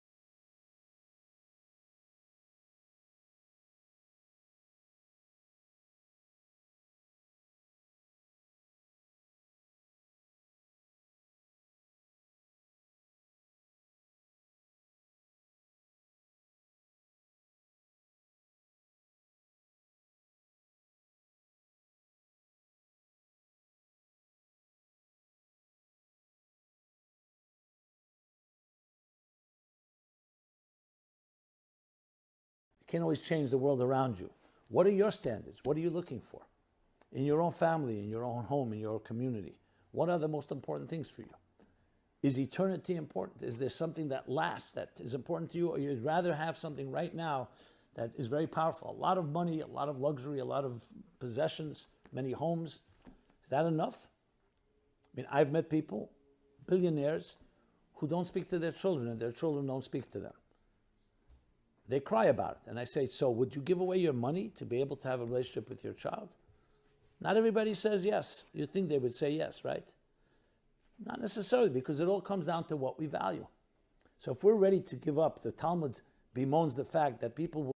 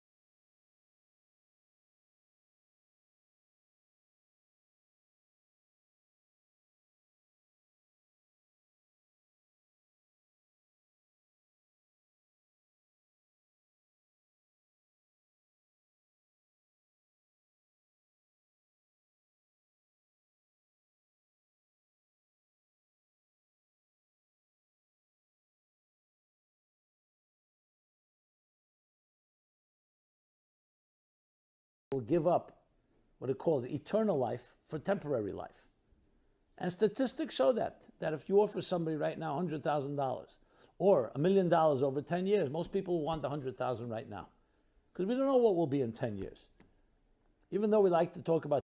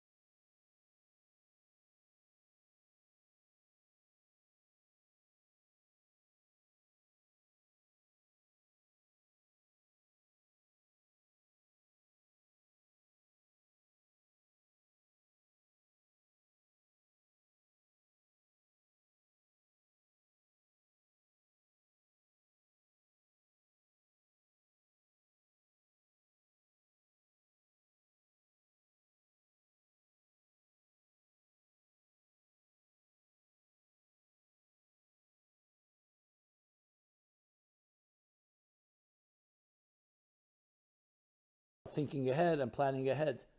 Eternity is the most powerful thing of all. Everybody wants the fountain of youth. But the secret to it is a price you have to pay. That is to give up your self-worship, your self-interest. That doesn't mean that you shouldn't have interests, but it can be the beginning and end of everything. No relationship can last if it's all about your needs, because needs change, they're temporal, and people's different needs as they change, so therefore how those needs are satisfied are changed.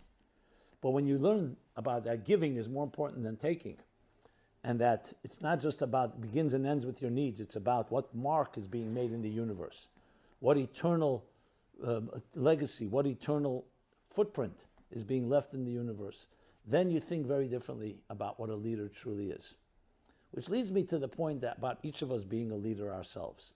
A leader really means that you feel confident, that you have what it takes to contribute something that nobody else can contribute. Do you feel that way? That's what a true leader is.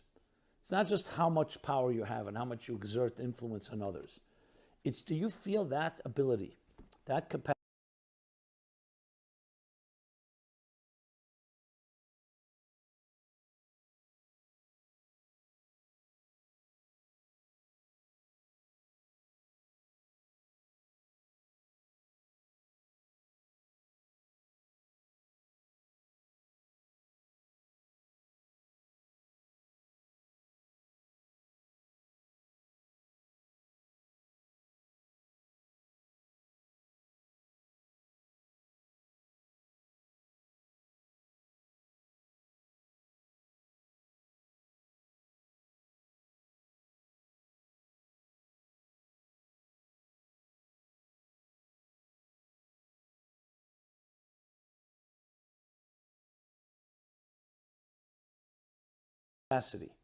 And that I would submit is the most important thing that each of us needs and we should be conveying to our children, which is that you have something to contribute, that you and only you can contribute.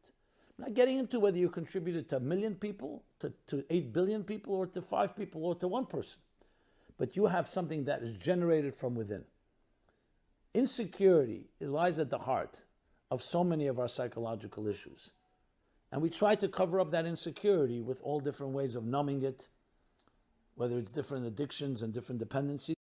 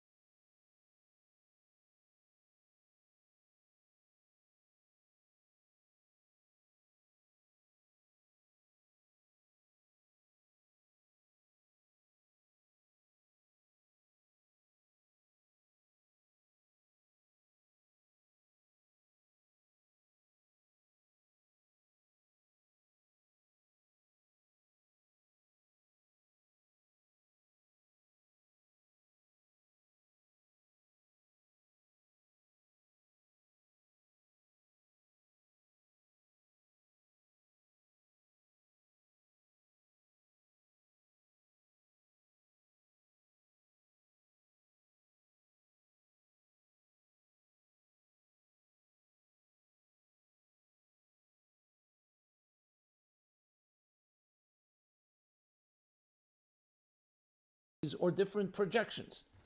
Here I have money, here I have power, here I have influence, here I'm a person that people are afraid of. All that is covering up essentially a deep insecurity. Secure people don't need to influence others in that way.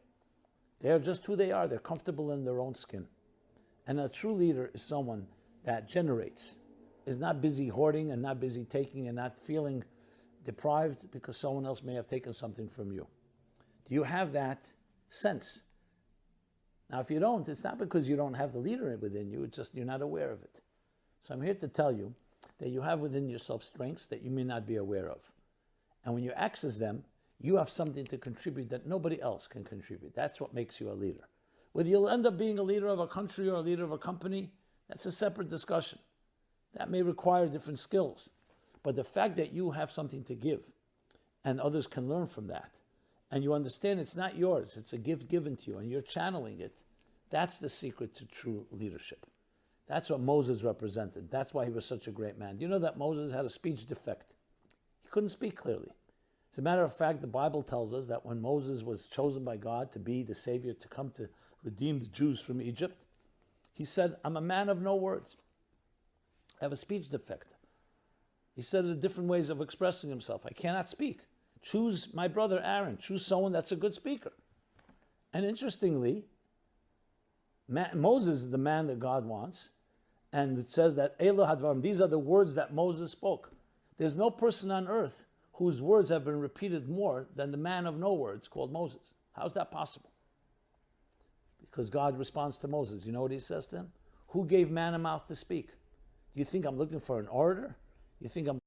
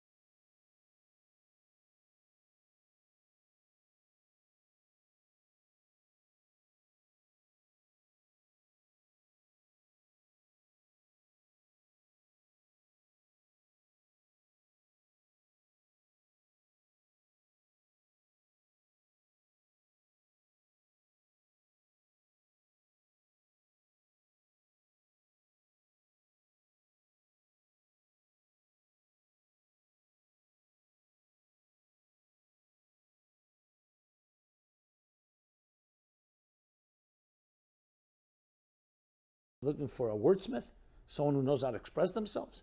I need someone who's going to convey a higher truth than themselves. I give a man a mouth to speak. You be my channel. I will speak through you. It's not about you. It's not about your wisdom. It's about a higher truth. And that's the man of all people on earth God chose, a person who could not speak on his own. That's who you're looking for. So it's not about any type of physical or external or superficial expression. It's about truths, and a truth that resonates is far deeper than the greatest orator on earth. Something that resonates. And that's what Moses left us. And that's why it continues to live on. Because eternity doesn't come from short-term conquests. It comes from the dedication to something greater than yourself. Each of us has that capacity. And it's interesting and paradoxical, but this is the truth. When you commit yourself to something greater than you are, you become an extension of that. So, ironically, what happens is a person who's committed to themselves, as great as you are, there's always going to be a limit. At some point, it comes to an end. If you're committed to something eternal, you become an extension of eternity. So even our self-interest, it serves to really have this level of bittul, this level of humility, because it actually perpetuates you. You become, instead of a mortal, an immortal. Something that, instead of temporary and impermanent, something that's permanent and eternal. So we all have that capacity, and it's time to start looking inside ourselves. We can't always blame others. And start saying, what am I doing to express that unique soul that I have? To sing my unique song, express my unique voice. And what am I doing for those around me, my children, my family, friends? We all have those powerful leadership qualities. That's just about understanding what makes you unique and how you can illuminate and give to others. So I hope this resonates to some extent. And we look to Moses as that ultimate leader, but also a role model for each one of us in our own small way or large way. We can't even measure these things. And that we indeed leave a mark in this world, a mark that changes the world, that makes it different than was here before we arrived, because we have that ability, the ability to create something that will forever change existence. Thank you so much for listening. This has been Simon Jacobson, Meaningful Life Center, meaningfullife.com. Love to hear your feedback, your thoughts, your comments, and of course, please share. Please share with others. And may we create that ripple effect, that butterfly effect that does transform the universe. And as we discover the leader within, it'll be easier to expect from others to be leaders in their own right. And hopefully create a world where humility is more powerful than arrogance. A world where the power of love is more powerful than the love of power. Be well and be blessed. Thank you so much.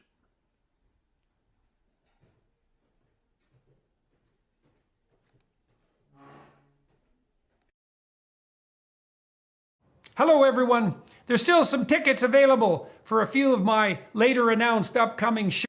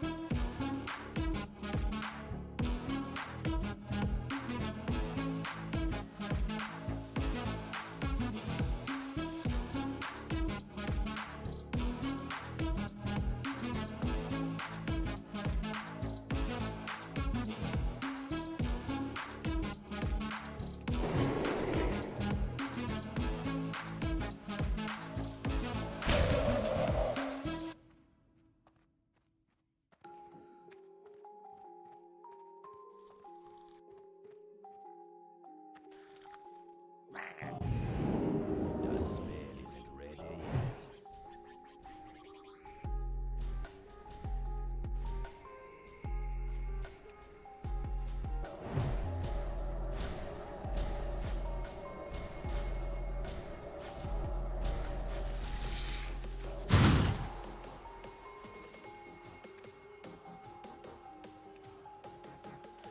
Just still recharging.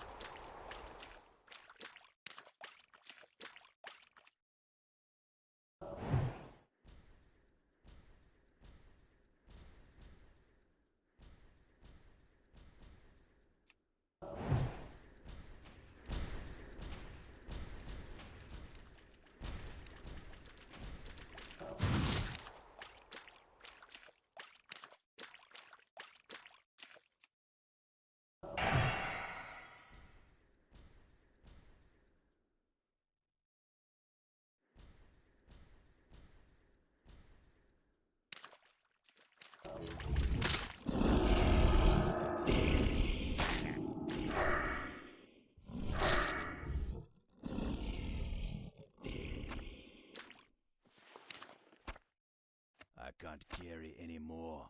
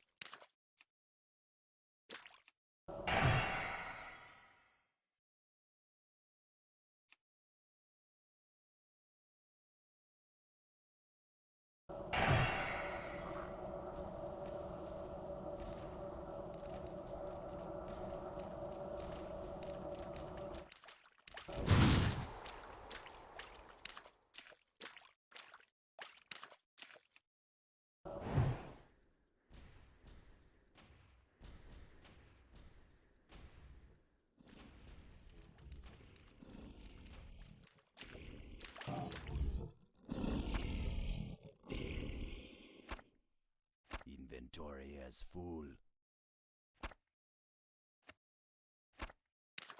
I can't carry anymore.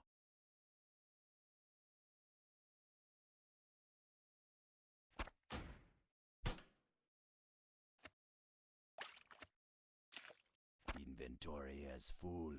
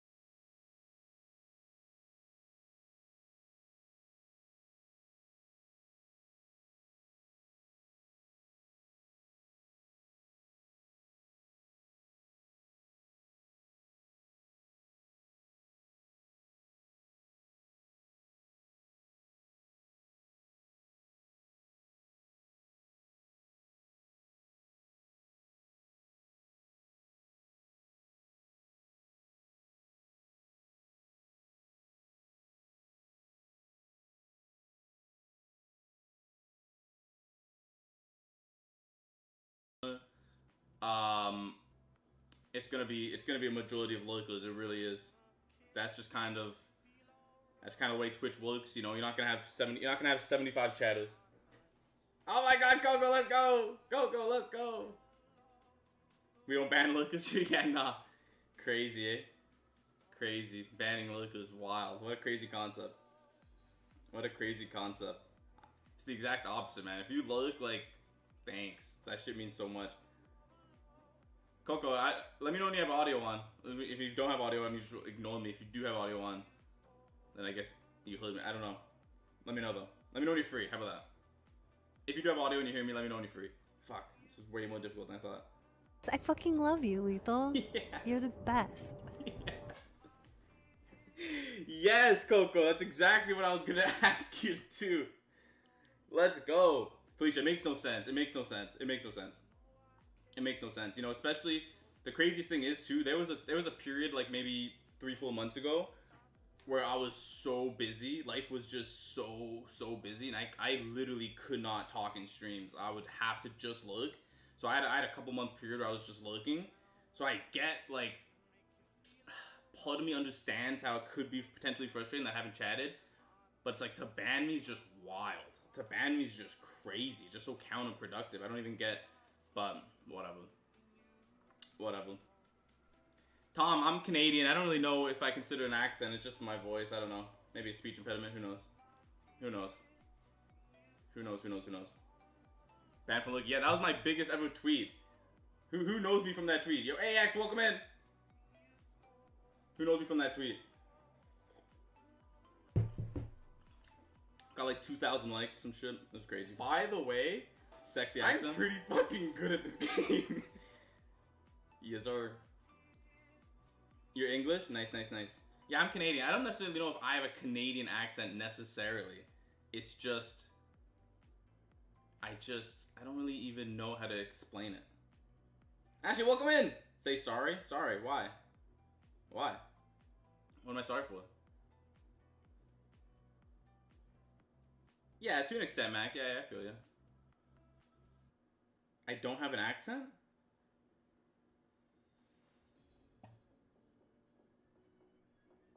Is that how Canadians say sorry? Was that your test? Is that a sorry test? Greasy, welcome in. You got food poisoning, Coco? From what? Emperor, welcome in. Process. I feel like I'm doing an exam right now. Am I passing? I don't have a good history with exams. I'm a little nervous right now. Am I doing all right? There it is. Process. What? I'm being like psychoanalyzed right now. So I'm so confused. So did I pass the Canadian test? Like, did I have to? Was there any doubt? Like, what happens if I failed the Canadian test? Like, I'm still Canadian. Like, regardless of the results of this test, I was born and raised in Canada, so I will be Canadian regardless of the. I get to vote. Okay, fair enough.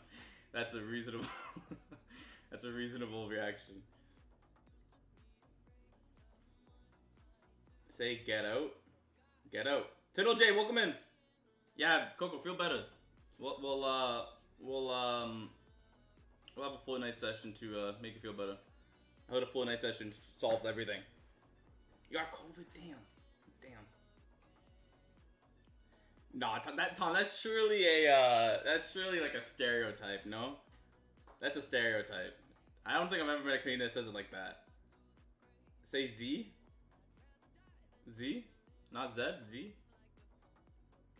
I sound like a Canadian digressing into a British accent? Alright. It's not Z. Of course it's not Z. Z's crazy. Who here says Z? If you say Z, you need to... I don't actually know if I want you in the stream. I don't ban people for looking, but I ban people for saying Z. That's the stream. If you say Z, you're fucking out of here. Slay, you say Z? No way Slay says Z. No way. I thought we were friends. I thought we were friends, bro. I thought we were friends. Me. Wow. What the fuck is that? I don't even know. Sana, welcome in. Just to sign in, welcome in. Welcome in. Can somebody at like baby K's and just say thank you with the heart?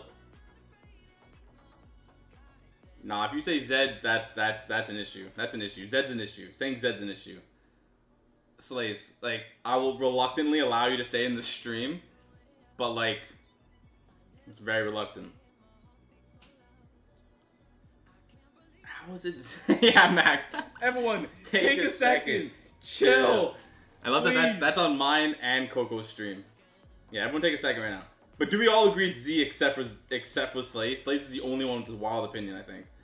So it kind of makes me feel better. Pesky, welcome in! It's just Slays. It's just Slays. No one else shares this opinion. No one else shares this opinion. So at least I feel comfortable knowing it's just him. Drizzy, welcome in! Nah, if you say Zed, that's crazy. Saying Zed's actually a little wild. It's actually a little concerning, I'll be honest. It's a little bit concerning. Me and Slays has issue, bro. Me and Slays have been so close for a while now, and now our friendship's over. Fuck. Pesky, I'm doing good, man. We're just hanging out. We're just hanging out, nothing too crazy. How are you? Appreciate you being here. Thanks, man. Do you say Zed or Z or Zed? No way it's Zed. Zed's fucked. Zed's so shit. I hate the thought of Zed. Zed actually makes me sick to my stomach. Zed actually, like, ruins my day. Like, it might have ruined my day. If Pesky says Zed, this is an issue. This is actual. Yeah, like the alphabet. Like just a simple alphabet. Like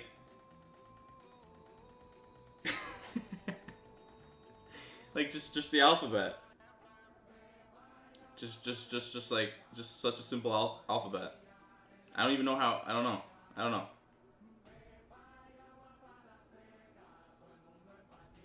Z, of course. Z, of course. Obvious, right? You'd assume, right? Okay, let's do it. You'd assume, right? Slay. Oh man, this is. TD, welcome in. Welcome in. How are you? So everyone talk to Baby in chat. I can't talk to Baby. Everyone talk to them. Say hello. Okay, guys, this might be in a TikTok, right? I sometimes post this shit on TikTok. I guess I should post it on TikTok anyways. Even if it's good or bad, I think this will be in TikTok. So if you're in the chat right now and you're chatting it up, you might be in the TikTok. I don't know.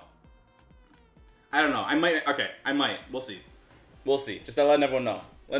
Brown, welcome in. Alex, welcome in. Okay. So this is a Road to the Finals, Future Stars, or the Centurions player pick. Can we get someone good? Welcome in, everyone. Guys, I'm messing up my script now. I have a TikTok script. Fuck, chat. Come on, I gotta restart it now. Fuck you. Because you literally say, I have a serious question to ask. Ashton, let's go. And then your question is not serious. Eddie, welcome in. That's now, you now lied to me. I now don't trust your judgment. Okay, this is for TikTok, guys. We're recording a live TikTok here. This is a big fucking deal. Okay, Road to the Finals, Future Stars, a Centurion, player pick. Let's do this. Who do we get? Come on. Give me Kiesa, please. Kiesa!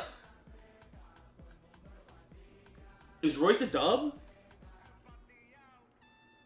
I don't think so, right? I don't think any of these go for anything, right? Dolman fucking lost. Take Royce.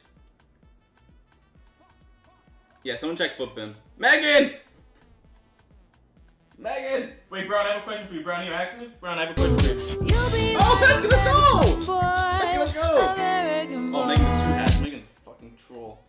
Oh, fuck off, Megan. Okay, 3 now.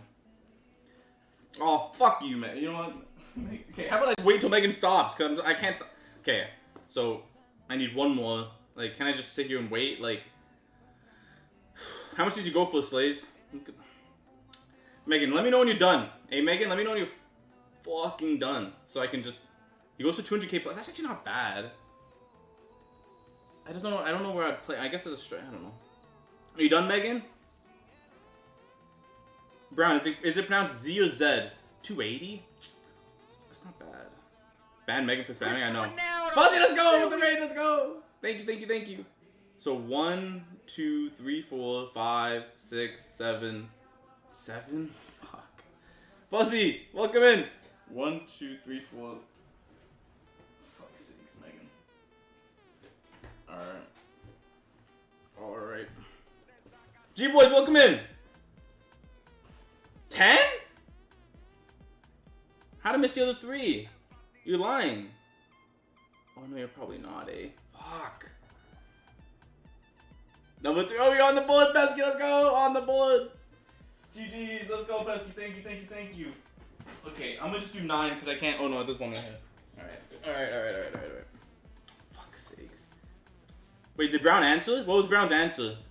It's Z? Of course, obviously. Thank you.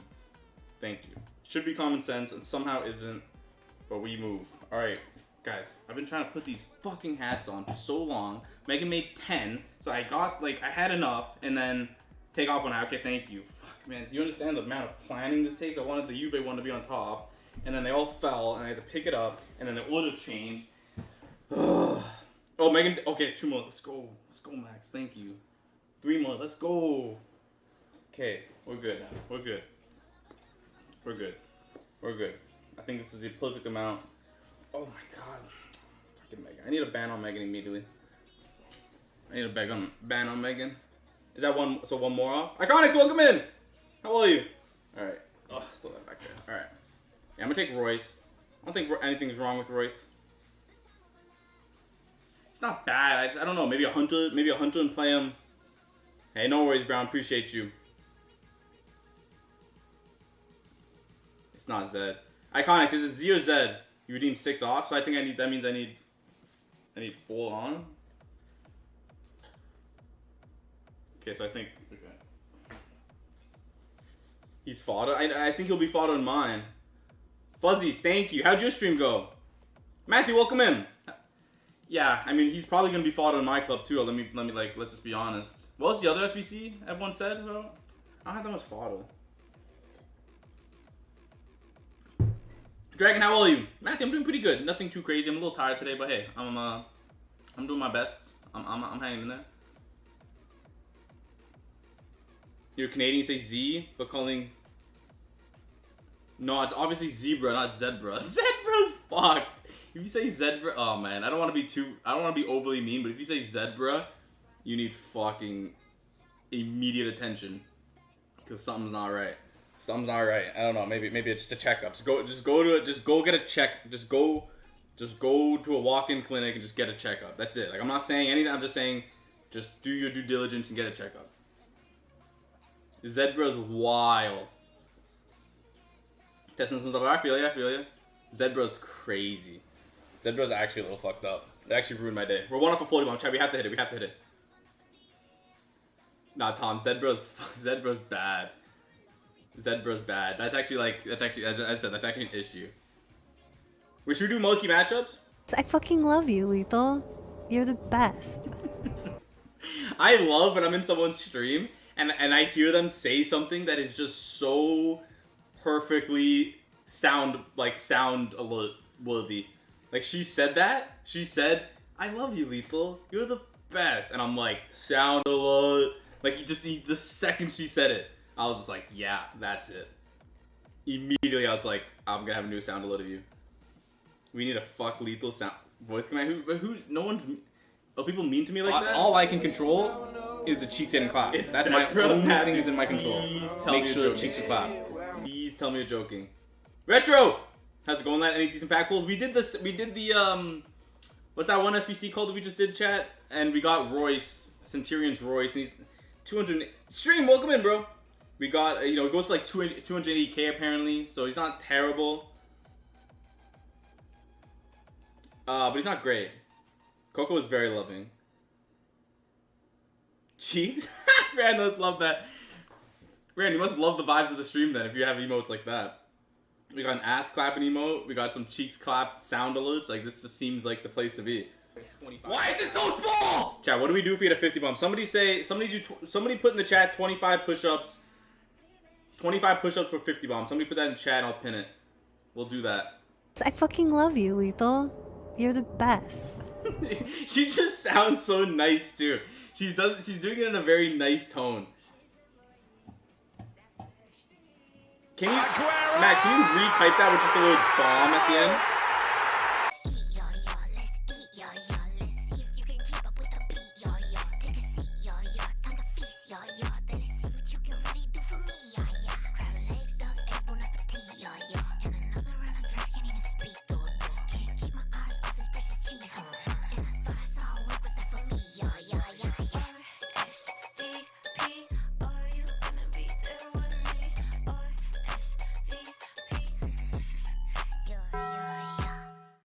the stream. Just walks in, follows asses. I politely, like, I like it, actually. Ashen, how you enjoying the stream? Takatun. Ooh, did I pronounce that right? Probably not. How are you? Welcome in. Yo, Blue, welcome in, brother. How are you? I'm doing good. Just chilling. A little extra tired today, but we're trying to handle it well. We're trying to deal with it. From Twitter. Let's go. Did I pronounce it right? Sunaldo, first stream you're watching. Ooh, now there's pressure on me to entertain. This is a good pressure. I have to entertain now. Chat, do I do anything funny? What do I do funny to entertain Sunaldo? First time chatter. I gotta entertain now. I don't know if I have it in me to entertain. Twitter's great. Now my streams are pretty much just split to two. It's between I'm gonna throw a visor on for you. It's between TikTok and TikTok and Twitter. TD, yeah, I play FIFA mainly. I play some Fortnite. That's really all I play. I only stream FIFA. I like to keep it. Step 1, be funny. Ban Megan now. I'm done. I'm done with Megan. I was on the fence about Megan for a while. That's it.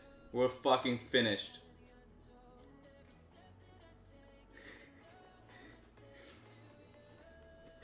Do I give Flaky all the time or no? We'll let chat decide. Just say, someone say yes or no. Do I give her all the time or no? Just say yes or no in the chat. Do I give her all the time? I could go two ways about this. Blue says yes.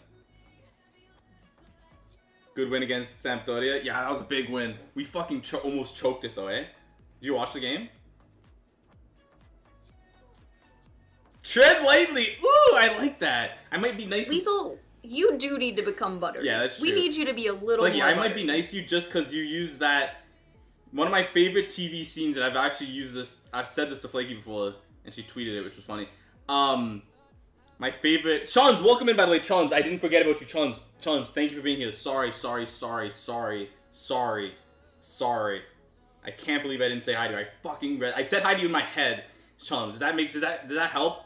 Does that make you feel better? Is that like if I said hey to you in my head, does that change anything? So just give me a second.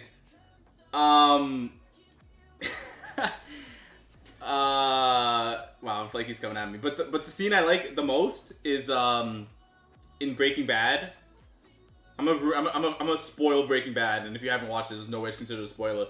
But when Hank finds out, and he goes, I don't even know. I gotta get in the zone for this. I took drama and musical theaters in grade 12, so you can tell I'm kind of good at this shit. It was he goes, I don't even know who I'm talking to right now. Because he's like, he knew him for so long for something else, and he just discovered, he's like, I don't even know who I'm talking to right now. And and Walt with just the most cold reply of all time. I look like Walter White season 5. Ban Tom! We're done with you, Tom. Finished. Man says I look like Walter White in season 5. What the fuck? That is so fucking rude. Okay, we're good. And Walt, so cold, just goes, if you don't know who you're talking to, then the best course of action will be to tread lightly. Damn, that gets the fucking blood flowing. Flaky, that is not who you're trying to refer to, but I did unban them, so interesting decision. But yeah. Okay, Baby, welcome in. I hope you hear me. I don't know if you hear me. Jade, welcome in. Guys, we said 25 push-ups for a 50 bomb too, so yeah. Just empty threads. Yeah, very empty threads. I've never actually followed through on any thread. It's Mix something. Welcome in. We'll talk about this later. We fucking spoke about this already. You probably don't even fucking remember. We spoke about this. You look like that one guy from It's Lethal TTV. Me? It's crazy. What the hell?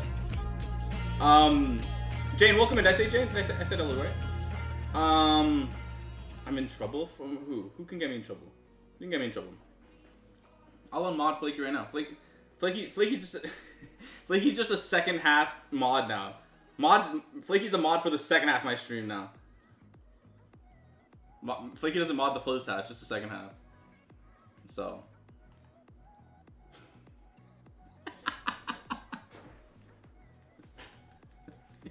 Insane.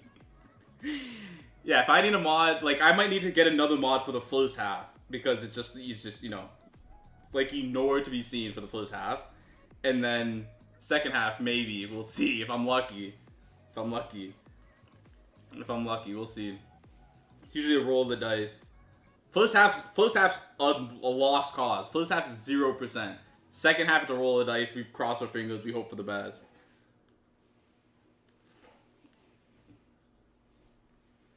This is an unpaid internship. Like, there'll be a day Lethal, where I pay my my mods, wonderful maybe. mom, Lethal. I'm so happy. Almost at 1,000 points on the highest rank. In what? In what game are you referring to? Stream, hope you're doing well, man. Nice to see you. Blue, no, I don't. I'm such an asshole, huh? I know. I need to. I'll pay y'all soon. I probably won't. There's a good chance. I actually will probably never. I'll be honest with you. I'll almost never pay anyone. Purple Wolf, welcome in. Oh, did nice. I don't really play Rivals much. Guys, we need to hit this 50 bomb. This 50 bomb's a big deal. This 50 bomb's a really big deal. It's a really insanely big deal. Alex, welcome in, Alex. Wow, what a pleasure seeing you. Purple Wolf, welcome in, by the way. I know I already said it. Yes, we fucking did it. Yes, Chance, welcome in. Yes. That's a big deal. That's good for the confidence. That's good for the self-esteem.